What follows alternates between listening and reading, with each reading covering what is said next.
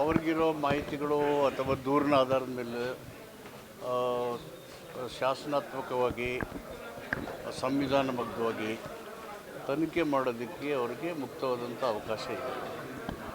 ಅದನ್ನು ಯಾರನ್ನೂ ಪ್ರಶ್ನೆ ಮಾಡೋಕ್ಕಾಗಲ್ಲ. ಆದರೆ ಯಾವುದೇ ಒಂದು ತನಿಖೆ ರಾಜಕೀಯ ಪ್ರೇರಿತ ಮತ್ತು ರಾಜಕೀಯ ಆಧಾರಿತವಾಗಿ ನಡೆದರೆ ಅದು ಇಡೀ ಪ್ರಜಾಪ್ರಭುತ್ವದ ಕಾರ್ಯವೈಖರಿ ಮೇಲೆ ಸಂವಿಧಾನದ ಮೇಲೆ ಸವಾರಿ ಮಾಡಿದಂಗೆ. ಅದು ರಾಜಕೀಯ ದುರುದ್ದೇಶಗಳಿಂದ ತನಿಖೆಗಳಾದರೆ ಅದನ್ನು ಖಂಡಿಸಬೇಕಾಗುತ್ತೆ. ಅವ್ರು ತನಿಖೆ ಮಾಡ್ತಾ ಇದ್ದಾರೆ, ಏನು ಸರಿ ಸರಿಲ್ಲ ತನಿಖೆಯಿಂದ ಹೊರಪಡುತ್ತೆ, ಬಂದ ಮೇಲೆ ಕಾನೂನಾತ್ಮಕವಾಗಿ ಅದು ಕ್ರಮ ತಗೋತಾರೆ. ವಿರೋಧ ಪಕ್ಷಗಳು ಇರೋದನ್ನೇ ವಿರೋಧ ಮಾಡೋಕ್ಕೆ. ಆದರೆ ಬೆಂಗಳೂರಿನ ಘಟನೆ ತುಳಿತಕ್ಕೆ 11 ಜನ ಅಮಾಯಕರು ಸಾವನ್ನದ್ದು ಅತ್ಯಂತ ಹೃದಯ ವಿದ್ರಾವಕವಾದಂಥ ಘಟನೆ. ಇಡೀ ಸರ್ಕಾರ ನೋವನ್ನು ಅನುಭವಿಸಿದೆ. ಇದರಲ್ಲಿ ಯಾವುದೇ ಉದ್ದೇಶ ಇಲ್ಲದೇ ಇರದೇನೆ ಭಾವೋದ್ವೇಗಕ್ಕೆ ಒಳಗಾಗಿದ್ದಂಥ ಜನಸಮುದಾಯ ಮತ್ತು ಕ್ರೀಡೆಯನ್ನು ಮಾಡ್ತಾ ಆ ಒಂದು ಉತ್ಸಾಹ ಉತ್ತುಂಗಕ್ಕೆ ಹೋಗಿ ಅತಿರೇಕಕ್ಕೆ ತಿರುಗಿ ನಿರೀಕ್ಷೆಗಿಂತ 10 ಪಟ್ಟು ಜನ ಹೆಚ್ಚು ಅಲ್ಲಿ ಸೇರಿದ್ರಿಂದ ಆ ಘಟನೆ ಆಗಿದೆ. ಅದು ನಿಜವಾಗಲೂ ದುಃಖ ಸಂಗತಿ. ಇದರಲ್ಲಿ ಯಾರೂ ರಾಜಕೀಯ ಮಾಡ್ದೇ ಈ ಘಟನೆ ಆಗಲಿಕ್ಕೆ ಯಾರ್ಯಾರ ಕಾರಣ ಎಲ್ಲೆಲ್ಲಿ ಲೋಪ ಆಯಿತು ಅಂತ ಹೇಳೋದಕ್ಕೆ ಒನ್ ಮ್ಯಾನ್ ಜುಡಿಷಿಯಲ್ ಕಮಿಷನನ್ನು ನೇಮಕ ಮಾಡಿದೆ. ಸೊ ಇಡೀ ಸರ್ಕಾರ ಏನು ಈ ಘಟನೆ ಆಯಿತು ಅದಕ್ಕೆ ಬಗ್ಗೆ ತುಂಬ ನೋವನ್ನು ಆಘಾತವನ್ನು ಎಕ್ಸ್ಪ್ರೆಸ್ ಮಾಡಿದ್ದೀವಿ.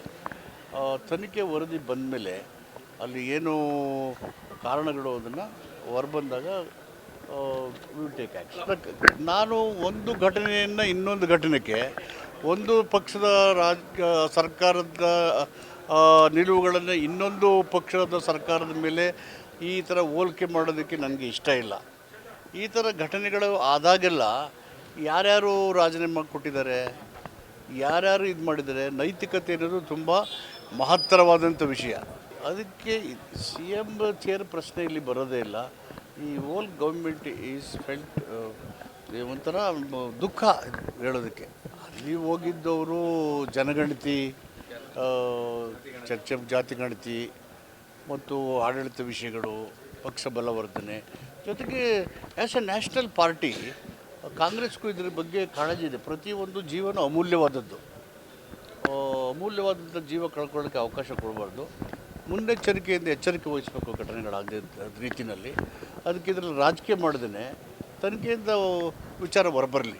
ನಾಳೆ ಕ್ಯಾಬಿನೆಟ್ ಇದೆ, ಕ್ಯಾಬಿನೆಟಲ್ಲಿ will take a decision. CM chair ಅಲ್ಲಾಡೇ ಇಲ್ವಲ್ಲ, 4 ಕಾಲಿದೆ ಚೇರ್ಗೆ, ಗಟ್ಟಿ ಮುಟ್ಟಾಗಿ ಭದ್ರಾಗಿ ಅಲ್ಲೇ ಇದೆ.